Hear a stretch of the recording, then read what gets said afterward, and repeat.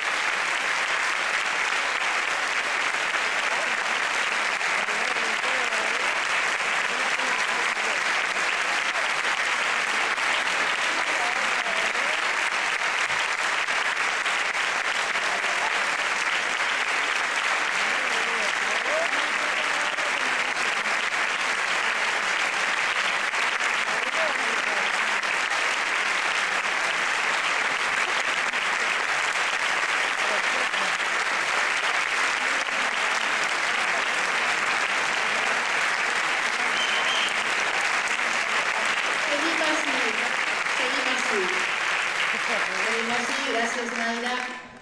Bueno, una música de la Unión Musical Lorta que torna a casa con tantos otros, ¿verdad? Y tan orgullosos que estamos.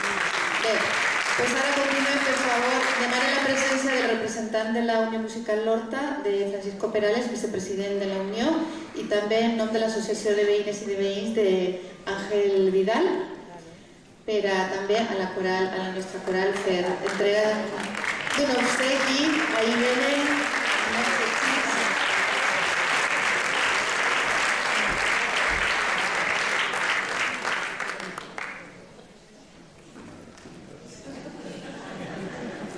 El ramo para el DIRE.